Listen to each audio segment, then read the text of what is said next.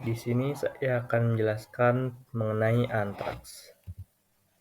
Sebelumnya, perkenalkan nama saya Pedro Aljabala dengan NIM 2209511122 dari kelas A Fakultas Kedokteran Hewan Universitas Udayana. Jadi yang pertama yaitu sejarah antraks. Antraks merupakan penyakit infeksi menular akut yang termasuk salah satu dari penyakit-penyakit zoonosis. Antraks disebabkan oleh bakteri Bacillus anthracis, suatu bakteri yang mempunyai kemampuan membentuk endospora, yaitu suatu bentuk pertahanan diri suatu bakteri, sehingga menyebabkan bakteri ini sulit dieradikasi. Penyakit ini tergolong penyakit kuno. Sejak tahun 1850, Davine dan Dreyer serta Pollander pada tahun 1855 telah menemukan bakteri Bacillus anthracis pada jaringan hewan yang mati akibat penyakit antraks. Pada tahun 1857, Brouwer telah dapat memindahkan bakteri ini dengan cara menginokulasikan darah dari hewan yang terinfeksi pada percobaan. Pada tahun 1877, Robert Koch berhasil mengisolasi bakteri ini di laboratorium. Selanjutnya, latar belakang antraks.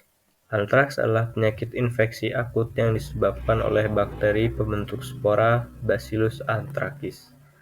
Antraks umumnya sebagian besar ditemukan pada vertebrata, baik ternak maupun liar, seperti kambing, domba, sapi, unta, rusa, dan herbivora lain.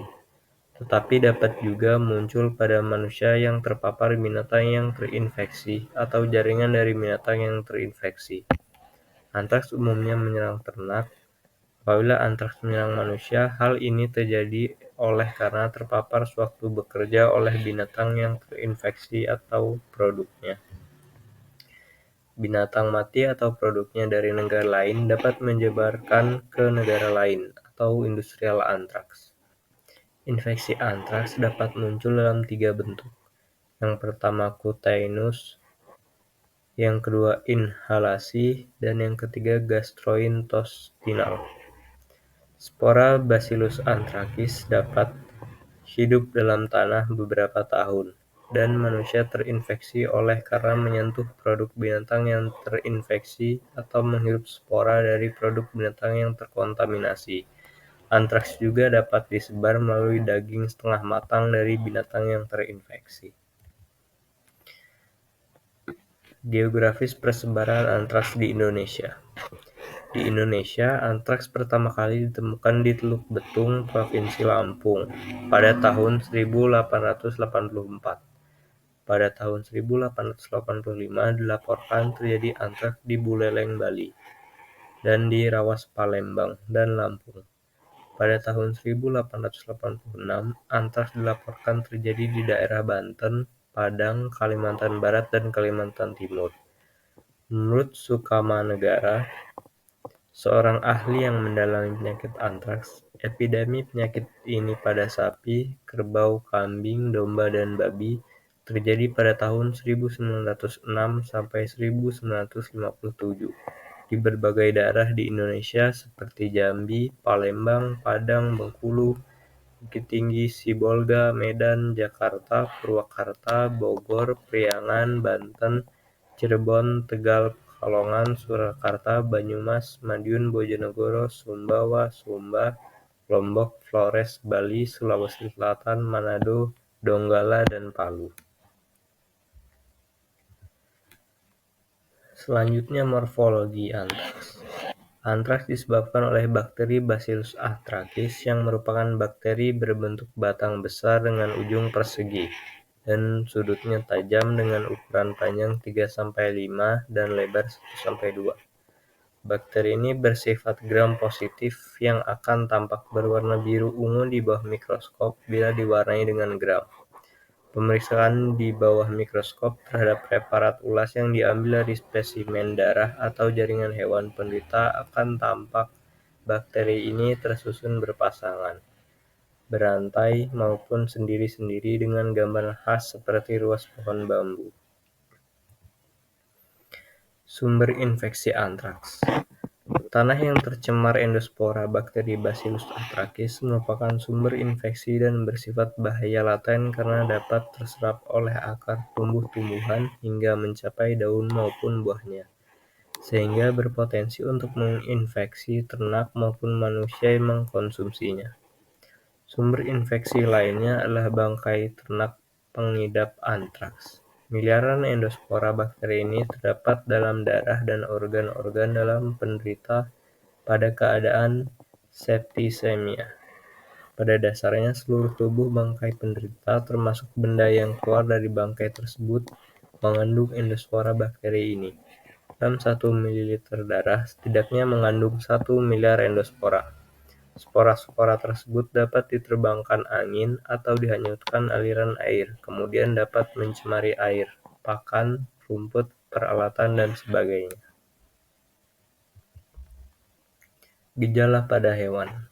Gejala klinis antraks pada hewan diawali dengan suhu tubuh tinggi sekitar 41–42 derajat Celcius, kehilangan nafsu makan yang mengarah kepada terhentinya produksi susu pada sapi perah, edema di sekitar leher, hidung, kepala, dan skrotum. Selain itu, penderita terlihat sempoyongan, gemetar, dan dengan segera timbul kematian. Penderita yang lemah biasanya mati dalam waktu 1–3 hari.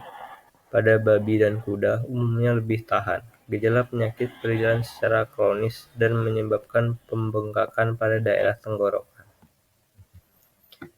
Gejala pada manusia. Pada antraks, bentuk pernapasan keluhan penderita umumnya demam subfebris, batuk non-produktif, lesu, lemah, dan dalam 2–4 hari kemudian terjadi gangguan pernafasan hebat disertai suhu yang meningkat. Keringat berlebihan dan detak jantung menjadi lebih cepat. Pada pemeriksaan fisik didapatkan edema subkutan di daerah dada dan leher. Pencegahan. Berbagai upaya dapat dilakukan untuk mencegah penularan antraks pada manusia. Di antaranya dengan menghindari kontak langsung dengan bahan atau makanan yang berasal dari hewan yang dicurigai terkena antraks. Selain itu, perlu dilakukan pemusnahan bangkai hewan yang mati karena antraks secara benar, sehingga tidak memungkinkan endospora dari bakteri ini untuk menjadi sumber infeksi. Vaksinasi pada hewan ternak perlu dilakukan untuk mencegah infeksi pada ternak sapi, kerbau, kambing, domba, maupun kuda.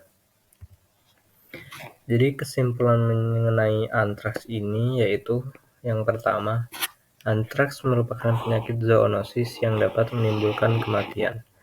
Antraks disebabkan oleh bakteri Bacillus anthracis, suatu bakteri yang berbentuk batang gram positif yang dapat membentuk endospora. Endospora Bacillus anthracis tahan hingga puluhan tahun di dalam tanah, sehingga merupakan sumber penularan yang sulit untuk dieradikasi. Infeksi antraks pada manusia dapat melalui 3 jalur, yaitu per oral, per inhalasi, dan perkutan.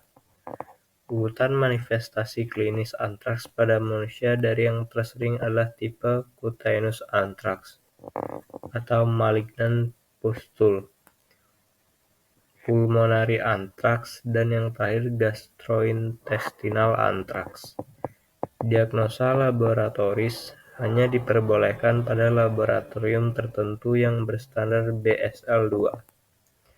Bacillus anthracis peka terhadap penisilin dan tetrasilin, sehingga merupakan antibiotika pilihan.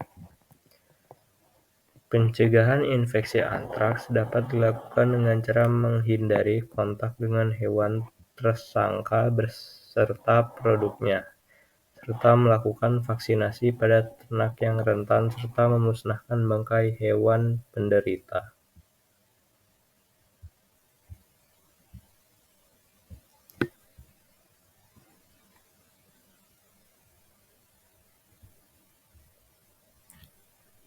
Sekian video mengenai antraks. Mohon maaf bila ada kesalahan kata yang disengaja maupun tidak disengaja. Saya harap video ini dapat bermanfaat untuk kita semua. Terima kasih.